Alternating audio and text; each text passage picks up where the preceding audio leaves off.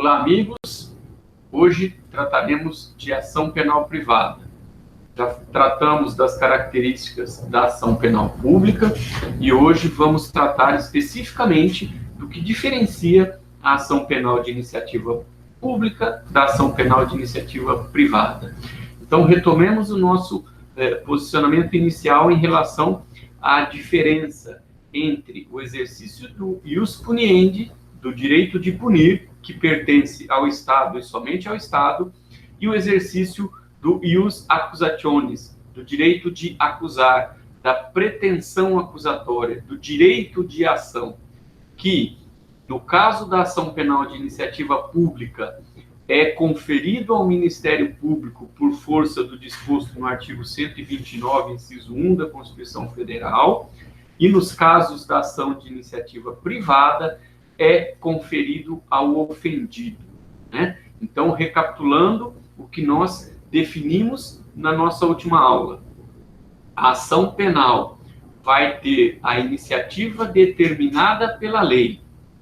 Quando a lei é silente em relação à titularidade da iniciativa da ação, nós estamos diante de uma ação de iniciativa pública. Quando a lei expressa que, naqueles casos, a ação dependerá de representação do ofendido, nós estamos diante de uma ação penal pública, porém, de iniciativa condicionada à representação do ofendido. Ou seja, nós temos aí uma condição de procedibilidade. E, por fim, quando a lei diz que, naqueles casos, somente se procede mediante queixa, nós estamos diante de uma ação penal de iniciativa privada, que é o que nós trataremos agora. De acordo, então, com esta definição, nós podemos dizer o seguinte: a ação caberá ao ofendido ou ao seu representante legal, isso consta lá do artigo 30 do Código de Processo Penal, ou curador especial, né, nas hipóteses ou de incapacidade ou de minoridade. E no caso de morte do ofendido ou quando declarado ausente, caberá ainda o direito aos seus sucessores, né? Cônjuge, ascendente, descendente e irmão. Essa é a linha de sucessão do Código de Processo Penal, conforme prevê o artigo 31 do Código de Processo Penal. Então, vejamos, nós teremos, quando a lei estipular para o julgamento, para apreciação judicial daquele delito se procede mediante queixa, a chamada ação penal de iniciativa privada. Vejamos, então, os princípios que se referem especificamente à ação penal de iniciativa privada. Quando tratamos da ação penal de iniciativa pública, colocamos como primeira regra, como primeiro princípio, a obrigatoriedade. Né? Quando o Estado confere ao Ministério Público a titularidade da ação penal de iniciativa pública, coloca à disposição do Ministério Público esse exercício, mas não de forma facultativa. O Ministério Público tem a obrigação, uma vez presentes os elementos mínimos, de propor ação penal. Então, nós sabemos que, a partir do momento em que o Ministério Público verifica a probabilidade de ocorrência de um crime, pelo qual se procede mediante denúncia, ou seja, essa probabilidade são elementos mínimos necessários de materialidade e autoria, ele é obrigado a propor ação penal. No caso da iniciativa pública, a lógica é justamente o contrário. Não haveria qualquer razão para o Estado conferir ao particular o poder e a condição de propor a queixa-crime se não fosse no sentido de diferenciar em relação ao que o próprio Estado faz através do Ministério Público no que diz respeito à ação penal de iniciativa pública. Então, o sentido de se conceder, em algumas hipóteses específicas, a condição de oferecimento da queixa-crime, a condição de veicular a pretensão acusatória diante do Estado responsável pela tutela jurisdicional, está vinculada à chamada conveniência, facultatividade ou ainda oportunidade da ação penal de iniciativa privada. Ou seja, quando o Estado verifica que em determinadas circunstâncias o interesse privado, o interesse do ofendido, se sobrepõe ao interesse público no que diz respeito à aplicação do poder de punir estatal, ele reserva o poder de veicular a pretensão acusatória ao ofendido e, ao fazer isso, ele coloca nas mãos do ofendido a conveniência de oferecer ou não a queixa-crime. Então vejam o texto que está na tela. A lei concede ao ofendido ou ao seu representante legal a faculdade e não a obrigatoriedade de promover a ação penal, segundo um critério de conveniência, podendo a parte preferir evitar o streptus processus. O que seria essa expressão latina, streptus processus? Numa tradução literal, seria alguma coisa como ruído do processo, né?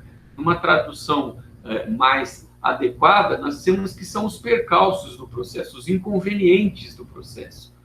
Estar em juízo litigando não é necessariamente algo positivo e vantajoso.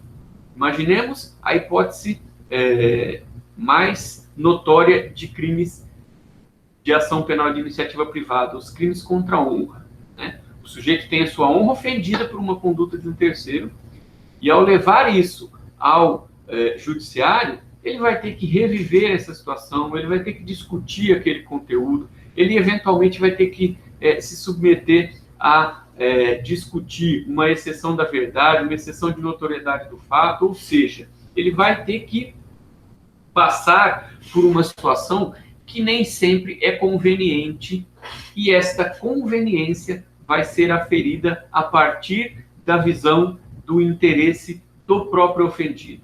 Então, se eu tenho a minha honra ofendida e trata-se de um crime que deve ser apreciado mediante uma ação de iniciativa privada, cabe a mim, e somente a mim, verificar se é conveniente, se é oportuno ingressar com aquela queixa-crime. Então, eu posso preferir deixar aquilo desaparecer pela própria ação do tempo, a me submeter a todos os possíveis e até prováveis inconvenientes de estar litigando judicialmente. Então, ação penal de iniciativa pública, obrigatoriedade, o Ministério Público não pode se dar ao luxo de decidir se vai ou não vai denunciar. Se entende que não é caso de oferecimento de denúncia, tem que propor o arquivamento, certo? E aí nós vamos ter uma manifestação fundamentada no sentido da inexistência de viabilidade da ação penal, por qualquer motivo que seja, ou propor a denúncia ou queixa, ou, numa hipótese ainda possível, devolver aqueles autos de inquérito a uma autoridade policial para a possibilidade de prática de novas diligências. Então, o Ministério Público é o titular da ação penal de iniciativa pública, mas agindo sob o manto da obrigatoriedade, certo? Devendo satisfação à sociedade a respeito do que faz com aquela notícia de crime que chega até ele. Seguindo, disponibilidade. Nós vimos, quando falamos da ação penal, que a ideia de disponibilidade, e no caso para ação penal pública, indisponibilidade, é questionável sob o ponto de vista de eventualmente poder se permitir que o Ministério Público trabalhe estrategicamente com a possibilidade de oferecer uma denúncia e posteriormente outra, de oferecer uma denúncia, por exemplo, de um réu que tem foro privilegiado e separar e oferecer outra denúncia em relação a réus que não tenham foro privilegiado. Aqui é evidente que, no caso da ação penal de iniciativa pública, faz-se presente o chamado princípio ou a regra da disponibilidade. O ofendido, ao verificar que não é conveniente, que não é oportuno propor ação penal, simplesmente deixa de exercer o seu direito. Ou seja, ele dispõe do poder de simplesmente não ingressar em juízo. Então ele verifica a oportunidade e aí toma a decisão, sendo para ele disponível.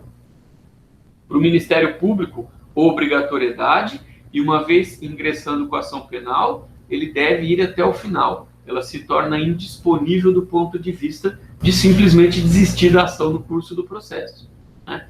No caso da ação penal de iniciativa privada, até que ocorra o trânsito em julgado, sempre valerá a disponibilidade do direito de ação. Então, existem algumas formas e algumas regras para que essa disponibilidade seja trabalhada, mas ela existe até o momento do trânsito em julgado da sentença penal condenatória. Por que não após o trânsito em julgado?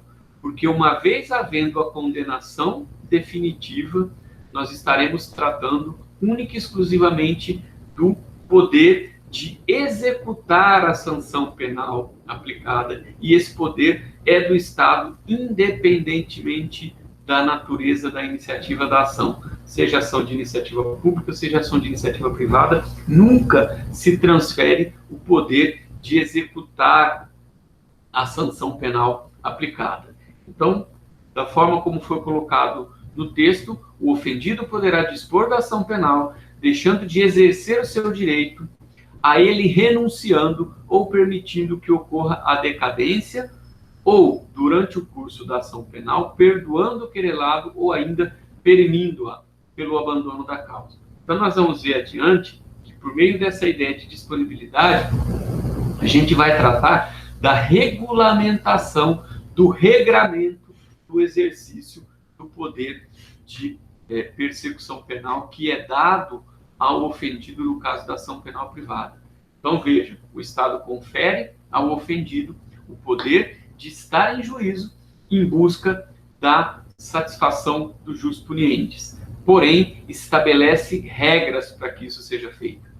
Se o próprio Ministério Público, que é um braço do Estado, tem a sua atuação regulamentada, não seria diferente em relação ao ofendido, certo?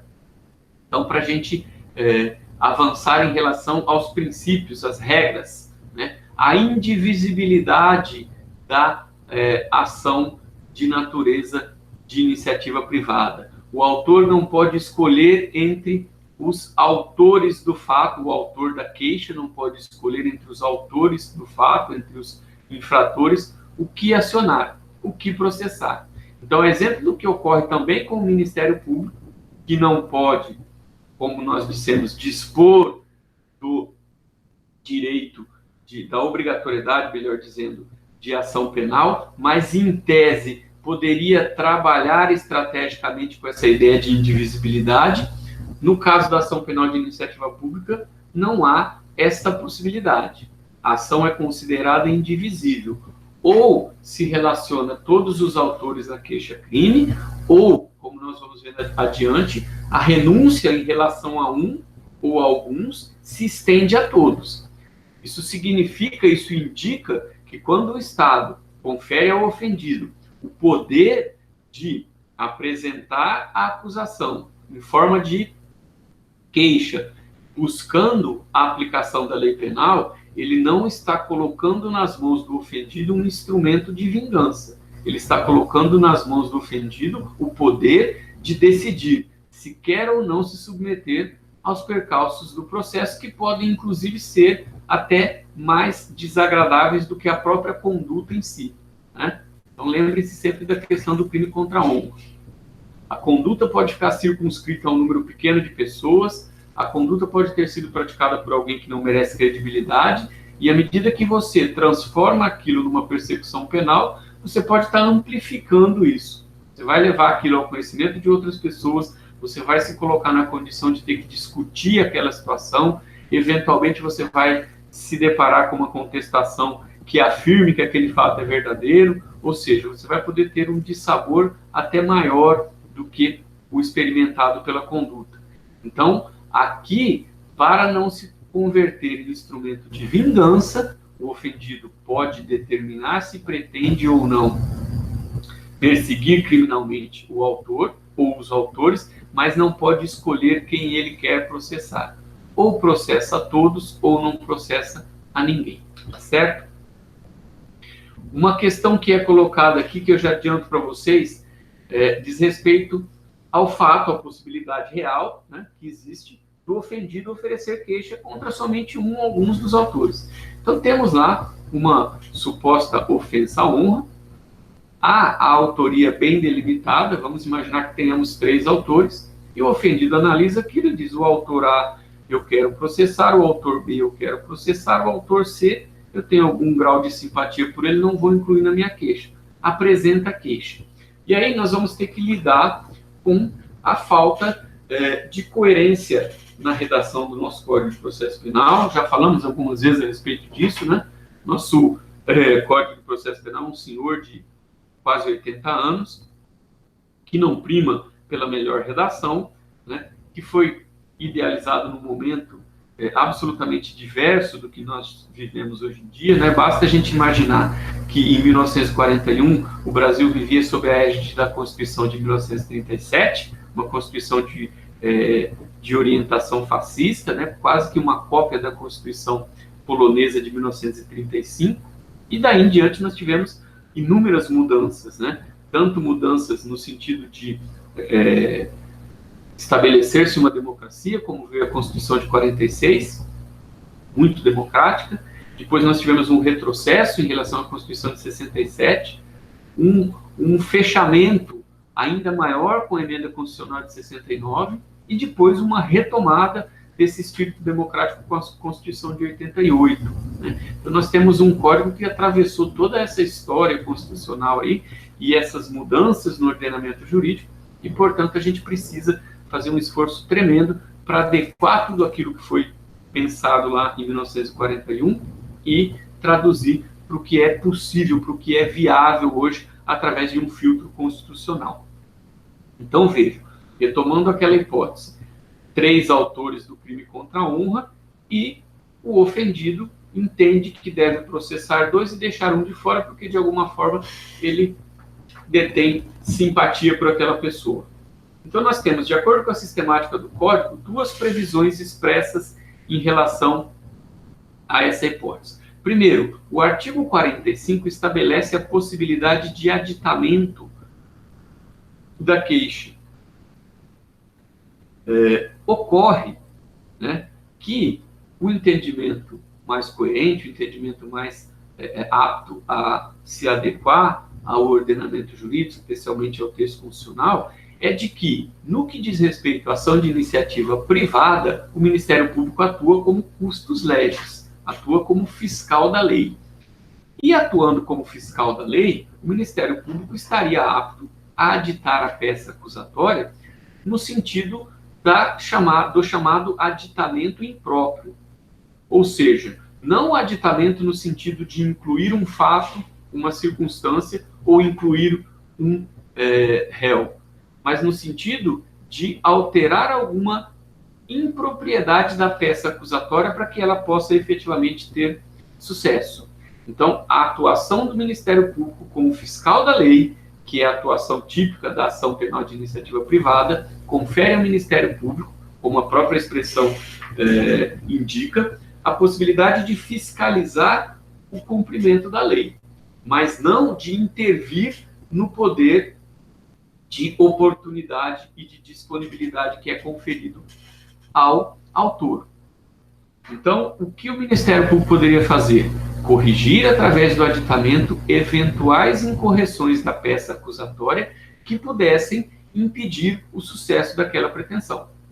Ok? Então, isso se justifica pelo fato do Ministério Público ser um órgão dotado de expertise no que diz respeito à ação penal, né? É o principal instrumento, a principal instituição que lida com a ação penal, o Ministério Público, certo? Faz o papel de fiscal, né, de custos legis em qualquer tipo de ação, porque, como nós dizemos, a ação será sempre pública, é o poder de iniciativa dela que vai ser conferido ao ofendido em determinadas hipóteses. Então, ele poderia corrigir até para que haja sucesso, até para que haja o correto respeito à lei. Na renúncia quanto a um dos autores se estende a todos. Então, se entendemos que o oferecimento da queixa-crime contra dois autores, quando é público, é do conhecimento do querelante que são três os autores, ele estaria renunciando expressamente, ou tacitamente, né, melhor dizendo, não é expresso porque não está escrito que ele renuncia, mas é tácito porque se ele se manifesta no sentido de processar dois e deixar um de fora, ele está indicando que não pretende processar aquele terceiro. Então, o que ocorreria é que a renúncia em relação a esse terceiro alcança aos outros, porque ele não pode dividir a ação penal, ele não pode transformar o poder de perseguir criminalmente em instrumento de vingança, certo? Então essa seria a previsão do 49. E há um posicionamento, digamos, intermediário, né, que é defendido pelo Guilherme de Souza Nutti e alguns outros autores acabam concordando com esta ideia de que o Ministério Público, quando chamado a se manifestar em relação à ação penal de iniciativa privada, que ele sempre será chamado, ele poderia suscitar a omissão. Ou seja, ele poderia chamar a atenção do autor, olha, aqui ou você inclui todos, ou significa que você está abrindo mão. Observe lá o artigo 49. Então, essa atenção que o Ministério Público poderia suscitar faria com que o autor, ou conscientemente, né, decidisse, né, olha, eu quero processar a todos e vou incluir aqui aquele que falta, ou de fato eu não tenho interesse em processar aqueles, e já que a situação é essa, não processo ninguém. Esse posicionamento parte de um entendimento, talvez até de certa forma preconceituoso, no sentido de que o autor, que necessariamente vai estar representado por alguém que tenha capacidade postulatória, por um advogado, né, ou por um defensor público dativo, que seja, poderia, pelo fato de não ser um especialista, como é o Ministério Público, não ter completo domínio em relação à ação penal. De qualquer forma, sendo uma manifestação que possa, de alguma forma, demonstrar um preconceito, parece salutar que não haja dúvida em relação a isso, né? Parece salutar que não haja dúvida para o autor desta necessidade, ou de processar a todos, ou de abrir mão em relação a todos. Então, não vejo por que não achar coerente esse posicionamento do Nutti, e no momento em que o Ministério Público é chamado a se manifestar em relação à ação penal de iniciativa privada, ele fazer essa observação. O que parece absolutamente fora de contexto é o que já foi defendido por alguns autores, de que o Ministério Público, como tem poder de aditar a inicial acusatória, poderia ele, de ofício, incluir aquele faltante. Ou seja, neste caso, o que haveria era uma mitigação da oportunidade, conveniência e da disponibilidade que é colocada a favor do ofendido. Então, isso contrariaria, né, o sentido próprio da ação penal de iniciativa privada. Ok? Avançando, eu disse para vocês que, uma vez que o Estado confere a oportunidade, a conveniência, a facultatividade para o ofendido agir ou não agir, e lhe confere a disponibilidade da ação penal de iniciativa privada, isso não é feito de forma absoluta. Isso é regulamentado, isso é regrado. Então, nós vamos ver a partir de agora como é que se dá essa regulamentação. Então, a primeira ideia, esse poder que é conferido ao ofendido, ele tem um prazo de validade, ele tem um limite de tempo, né? Imagine que, no caso da ocorrência de um delito que se procede mediante iniciativa privada, o ofendido ficasse eternamente, né, com esse poder. É lógico que, em última análise, ele estaria limitado pelo tempo de prescrição. Mas, ainda assim, normalmente o tempo de prescrição é um tempo pensado para efeito de punição e não para efeito de atuação, né? Não para efeito de levar até o judiciário. Então, a decadência nada mais é do que a perda do direito de agir pelo decurso do lapso temporal determinado que acarreta a consequente extinção da punibilidade do agente. Então, o Estado diz, em determinadas hipóteses, quando a lei assim estabelecer, caberá ao ofendido por intermédio de queixa-crime, processar o autor do fato. E ele tem o prazo de 6 meses para iniciar a ação penal. Se não o fizer em 6 meses, considera-se decadente em relação ao prazo, ocorre a decadência e, portanto, haverá a extinção da punibilidade. Ok? Por que 6 meses? 6 meses é um prazo criado pela legislação aleatoriamente, não existe uma justificativa específica. 6 meses é um prazo entendido como razoável para que o sujeito, eventualmente, peça uma investigação policial, para que o sujeito colacione aqueles elementos que ele entende necessário para utilizar na ação penal, procure um advogado, se organize, e também para que ele amadureça a ideia de que ele tem o poder de processar ou não processar, certo? Existem circunstâncias, inclusive, que há alteração em relação a isso, o início do prazo e tudo mais. Ou seja, a lei pode dispor deste prazo. O prazo é de 6 meses. Neste caso, a decadência também ocorre para as hipóteses de necessidade de representação do ofendido, né? Ação penal de iniciativa pública condicionada à representação, o ofendido também tem 6 meses, e também no caso das ações de iniciativa privada subsidiária da pública, que é aquela ação em que o ofendido se substitui, ou substitui, melhor dizendo, o Ministério Público. A gente vai ver ainda hoje, mais adiante. Então, esse prazo é um prazo considerado adequado para que o ofendido se manifeste. Um detalhe interessante em relação a essa questão do prazo. Vejam a súmula 594 do Supremo Tribunal Federal, que diz: os direitos de queixa e representação, ação penal de iniciativa privada, queixa, ação penal pública condicionada, representação, podem ser exercidos independentemente pelo ofendido ou por seu representante legal. Quem é que tem representante legal? É o incapaz ou o menor de idade. Ou então, né, o incapaz por qualquer forma, inclusive quem esteja incapacitado momentaneamente. No caso da incapacidade, se ela cessar, aquele que era incapaz passa a deter o direito, né, o poder de acionar, e conta-se nesse prazo de 6 meses. Então, vamos imaginar que a incapacidade decorra, por exemplo, de uma doença, de uma enfermidade. O sujeito está acamado, sem condições de exprimir a sua vontade, em coma. Né? Vamos exagerar na situação. E aí, ele tem alguém que o representa. Nós vimos lá a cadeia de representação, cônjuge, ascendente, descendente e irmão. Essas pessoas não tomam providências. E dentro do prazo prescricional, ele recobra a capacidade. Então, ele deixou de ser incapaz e ele, em tese, poderia usufruir desse prazo. O menor de idade, né, existe a regra de que contra menor não corre prescrição. E, portanto, não correndo a prescrição contra o menor, no momento em que ele completar 18 anos, ele vai ter integralmente esse prazo para exercer o direito de queixa ou representação. Então, a independência entre o direito de queixa ou representação pelo ofendido ou pelo seu representante legal importa nessa interpretação.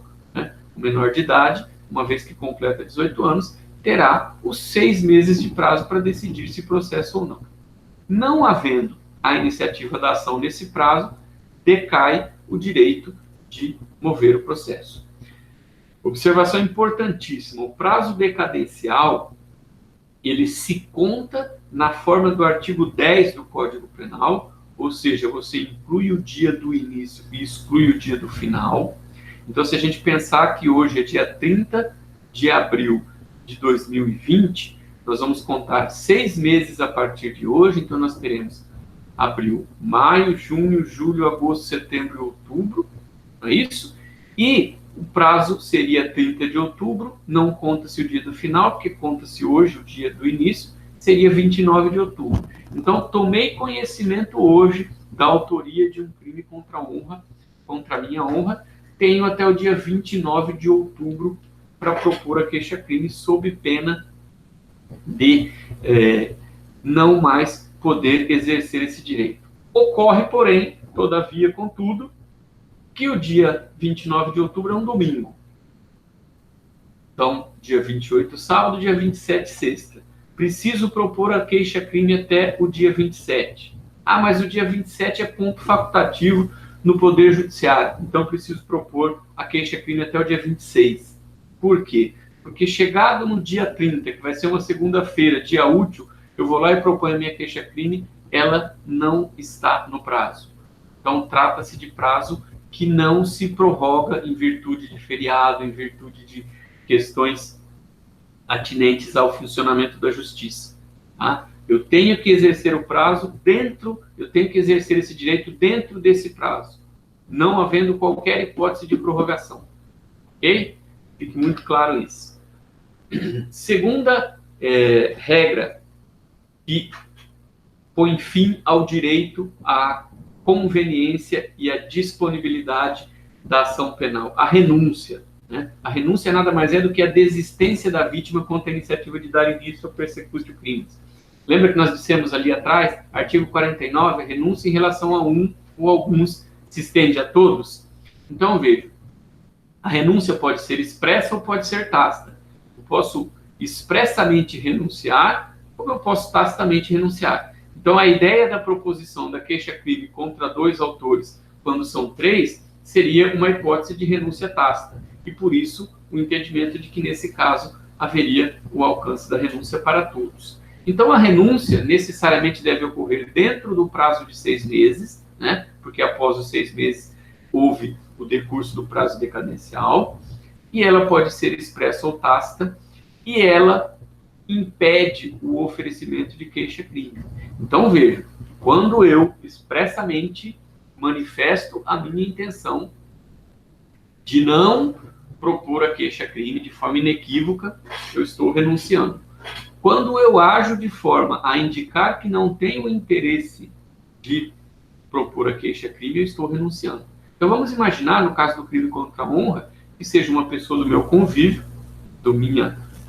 das minhas relações cotidianas, e naquele momento do fato eu me afasto dela, ponho fim a esse relacionamento social, e com o passar dos dias, dos meses, eu acabo retomando isso de forma tal que fique muito claro que aquilo está superado. Renúncia tácita. Né? Aqueles exemplos de manual, né?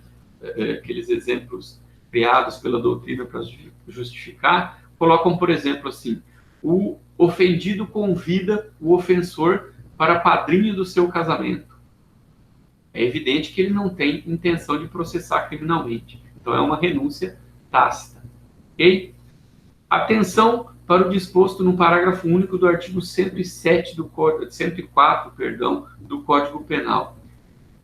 Importa a renúncia tácita ao direito de queixa a prática de ato incompatível com a vontade de exercê-lo. Ou seja, qualquer ato que eu pratique que seja entendido como incompatível com o meu direito de processar aquela pessoa criminalmente implica na renúncia tácita. Aí a parte final.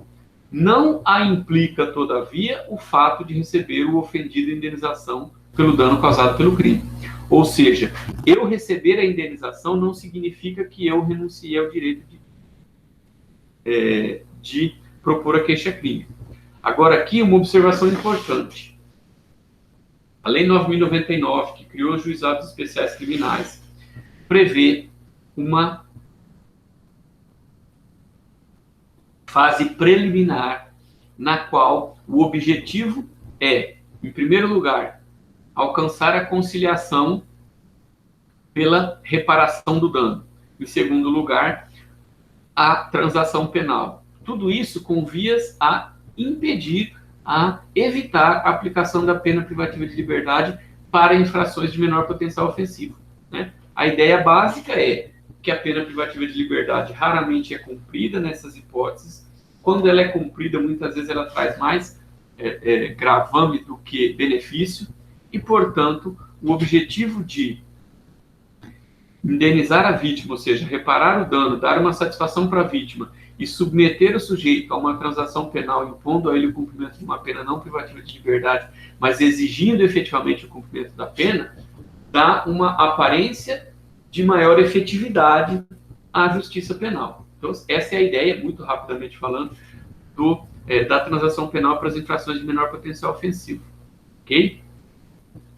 Na Lei 9.099 é expresso que quando há conciliação civil, importa em desistência do direito de representação ou queixa. Ou seja, nas infrações penais, não vale a parte final do parágrafo único do artigo 104. Então, como a maioria dos crimes contra a honra passaram a ser infração penal de menor potencial ofensivo, ficou bastante limitado o alcance dessa parte final do artigo 104.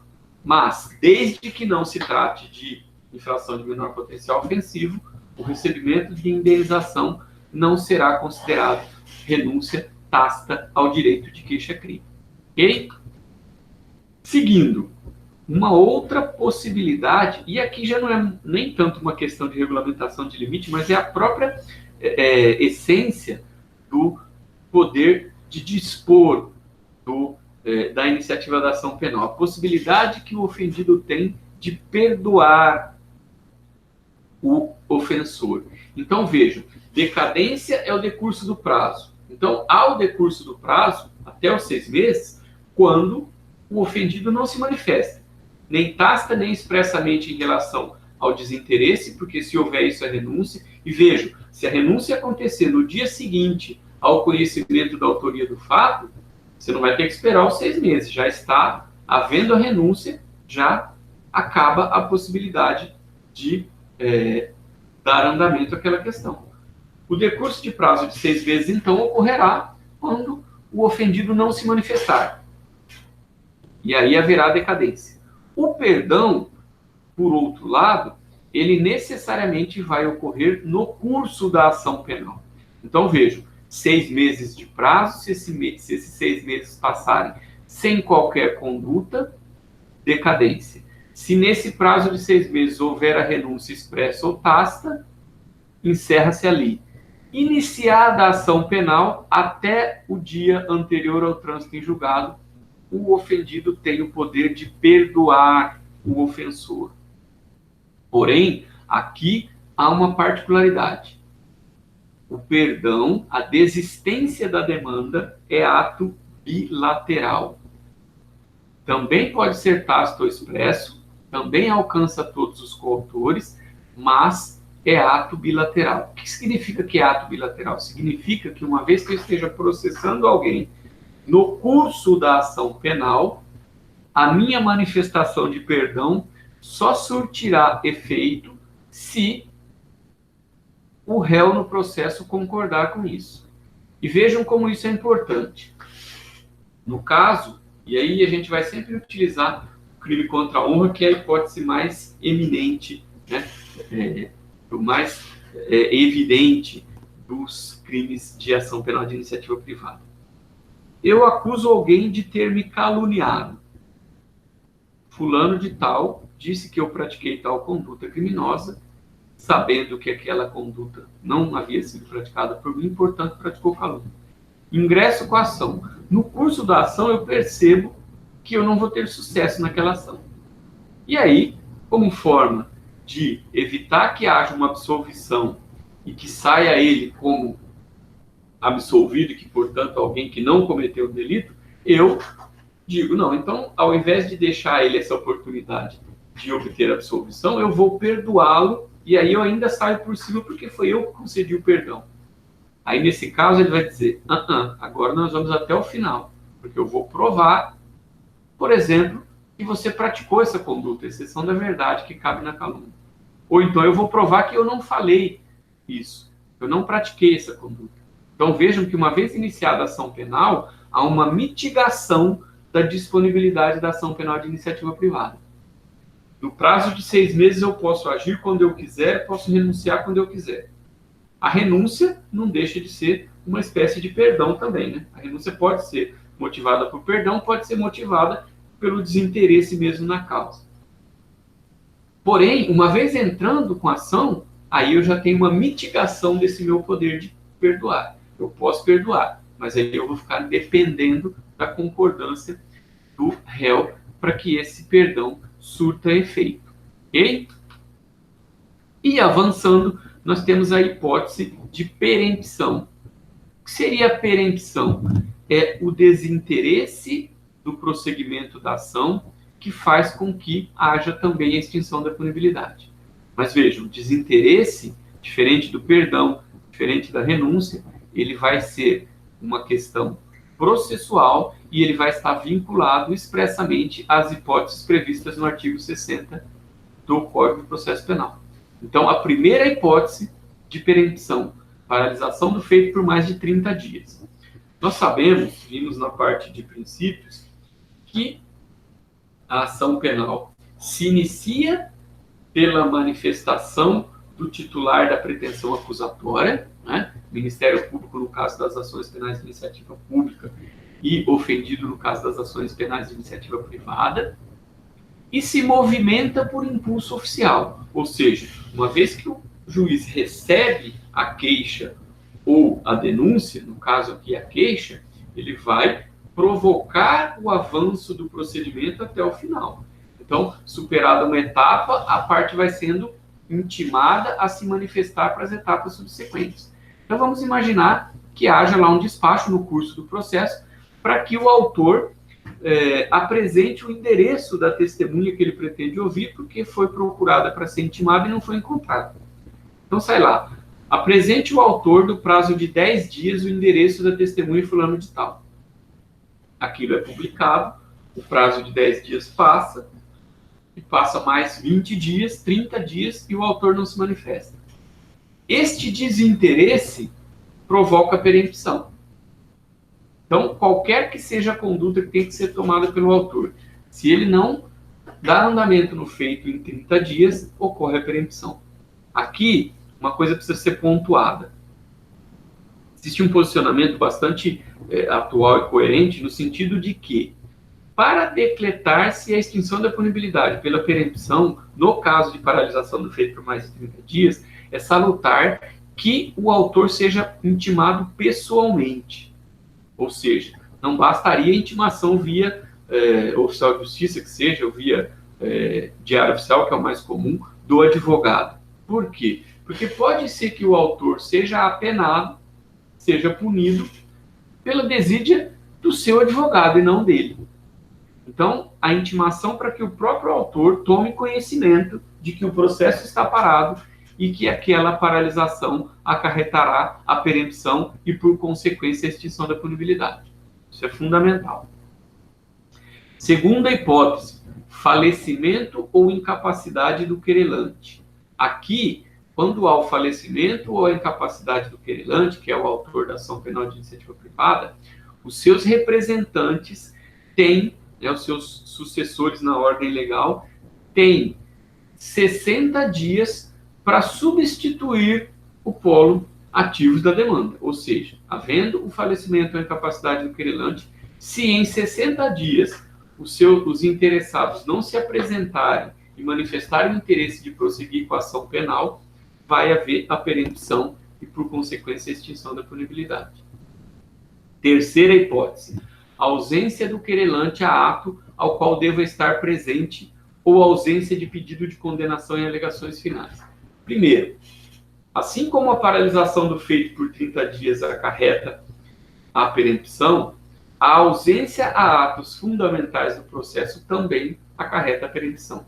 Então, sempre que houver a necessidade da presença do autor, do querelante, em um ato processual, deverá haver uma intimação com menção expressa à obrigatoriedade de comparecimento sob pena de perempção. Certo? Para que aí seja aplicada essa condição. Ausência de pedido de condenação em alegações finais. O procedimento penal, o procedimento processual penal, ele é dividido em fases. Então, nós temos a fase postulatória, que é a fase onde se apresenta a acusação, a pretensão acusatória, e o réu apresenta a sua defesa, a resposta à acusação. Depois nós temos a fase instrutória, que é onde as provas são produzidas, e depois nós temos a fase decisória. Na fase decisória, as partes atuam apresentando alegações finais. Nestas alegações finais, eles analisam as provas que foram produzidas para justificar as suas pretensões. Então, o autor vai analisar o contexto probatório para pedir a condenação, o réu provavelmente vai analisar o contexto probatório para pedir a absolvição. Se, neste momento, o autor da ação penal de iniciativa privada não requerer a condenação, ocorre a perempção. Ou seja, o juiz não precisa sentenciar se o próprio autor, que tem o poder de dispor da ação penal, não pediu a condenação. Mas vejam, aqui é preciso deixar claro que muitas vezes essa ideia de pedido de condenação em alegações finais acaba sendo entendida como um rigor formalista que vai além do razoável. Então, basta que das alegações finais fique claro o intento condenatório para que se afaste essa hipótese. Tá? Precisa estar claro, evidente, que não houve pedido de condenação. Se houver a possibilidade de se inferir da análise lógica das alegações o pedido de condenação, é o suficiente. Certo? E, por fim, a extinção de pessoa jurídica, quando for o querelante, sem deixar sucessor. Então, vamos entender. Pessoa jurídica pode ingressar com queixa-crime. Pode ser vítima de um crime de ação penal de iniciativa privada. Se ela deixa de existir e não há uma hipótese legal ou do próprio contrato, da própria formalização dessa pessoa jurídica no sentido de sucessão, deixa de existir o autor, nós teríamos aí uma hipótese semelhante àquela do falecimento do querelante sem que alguém venha representá-lo. Então, nessas hipóteses todas, nós teremos a perempção. Então, vimos que o exercício da conveniência e oportunidade em relação à ação penal está vinculado à disponibilidade que o autor tem, né, que o querelante ofendido tem de propor ou não ação penal, e isso vai ficar caracterizado, pela decadência, decurso do prazo de 6 meses sem ação. 2, pela renúncia, né, manifestação expressa ou tácita no sentido de não ter interesse de procuração penal. 3, pelo perdão, já no curso da ação penal, manifestação expressa ou tácita no sentido de desistir da ação. Lembrando que o caso do perdão, nós vamos ter a necessidade de consentimento, de aceitação do perdoado, né? Lembrando que todas essas hipóteses, a renúncia e o perdão em relação a alcança todos. E, por fim, nós temos a perempção, que é a desídia processual, que é o desinteresse no andamento do processo. Ingressou com a ação, estava interessado, depois se desinteressou e deixou aquilo se esvair sem dar andamento. Ok? Chegamos, então, à hipótese da ação privada subsidiária da pública. Aqui, na verdade, a ação é de iniciativa pública, né? Crimes são de iniciativa pública ou de iniciativa pública condicionada, em caso que houve a representação, e o Ministério Público, apesar do decurso do prazo legal para oferecimento da denúncia ou queixa, não se manifesta. E não se manifesta também por eventual arquivamento dos autos de inquérito. E aí surge a oportunidade do ofendido substituir o Ministério Público e ingressar com a queixa-crime. Qual é o fundamento disso? O fundamento disso é conferir ao próprio ofendido o poder de controlar a obrigatoriedade da ação penal. O Ministério Público é obrigado a propor a ação penal. Mas e se ele não faz? O que o ofendido pode fazer? Ele pode, ele próprio, apresentar a queixa-crime. Certo? Então, na dicção exata do artigo 29, será admitida ação penal privada nos crimes de ação pública, se esta não for intentada no prazo legal, cabendo ao Ministério Público aditar a queixa, repudiá-la e oferecer denúncia substitutiva. Intervir em todos os termos do processo, fornecer elementos de prova, interpor recurso e, a todo tempo, no caso de negligência do querelante, retomar a ação como parte principal. Então, vamos aqui por partes, como diria Jack o Estripador. O Ministério Público pode aditar a queixa. Então, vejam. Proposta a queixa em ação penal de iniciativa pública pela desídia do Ministério Público, ele vai imediatamente ser intimado a se manifestar. E ele vai poder aditar a queixa, ou seja, ele vai poder consertar ali eventuais equívocos da queixa, e aí ele vai sim poder aditar propriamente a queixa, né? Quando nós falamos lá do aditamento da ação penal de iniciativa privada, eu disse para vocês, o aditamento aqui é o chamado aditamento impróprio, correção de eventuais erros, equívocos, vícios da denúncia, da queixa, perdão, que possam atrapalhar o andamento do feito, mas nunca incluir fatos ou pessoas. Aqui, aditamento amplamente falando. Por quê? Porque a ação continua sendo de iniciativa pública, embora ela tenha nascido pela ação do ofendido. Então, aqui o Ministério Público poderá sim incluir aquele réu que falta, poderá sim incluir o fato ou a circunstância que falta e poderá ainda fazer correções, né? O Ministério Público poderá repudiar a queixa. E aí, quando ele vai repudiar a queixa? Quando ele entender que não é caso de oferecimento de denúncia ou queixa, mas sim de arquivamento. E aí ele vai dizer, não é caso de ação penal aqui. Aqui é caso de arquivamento. Então, repudia aquela iniciativa do ofendido. E ele vai poder ainda oferecer denúncia substitutiva, que é um extremo de entender que aquela denúncia é absolutamente inepta por algum motivo, tá? Então, ele também não pode simplesmente, né, por questões pessoais, simplesmente dizer, não vou aceitar, não vou me sujeitar a ser parte secundária de uma ação penal privada, vou oferecer uma denúncia substitutiva. Ele precisa justificar isso. Então, precisa haver um problema que impeça, e normalmente são questões formais da denúncia, da queixa, né, no caso.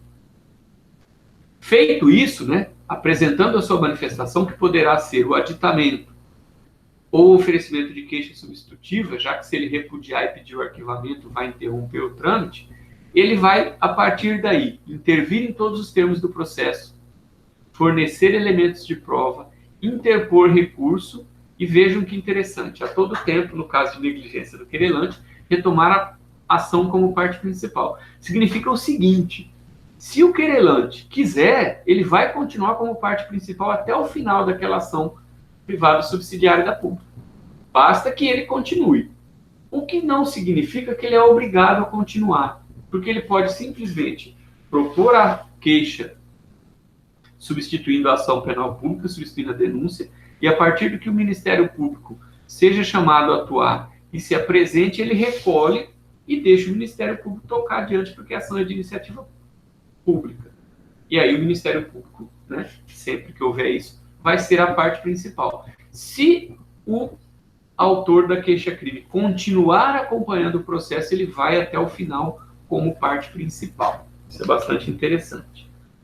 O prazo para o oferecimento da queixa-crime, nos casos de ação penal pública em que o Ministério Público não atua, também é de 6 meses. Só que aqui, diferente do que acontece nos crimes de ação penal de iniciativa privada, que o prazo começa a correr a partir do dia em que o ofendido sabe quem é o autor do fato, o prazo começa a correr a partir do término do prazo para denúncia. Então, o Ministério Público tinha até hoje para oferecer a denúncia, amanhã começa o meu prazo. Então, dia 1º de maio começa o meu prazo, e ele vai vencer dia 31 de outubro. Certo? Assim que funciona.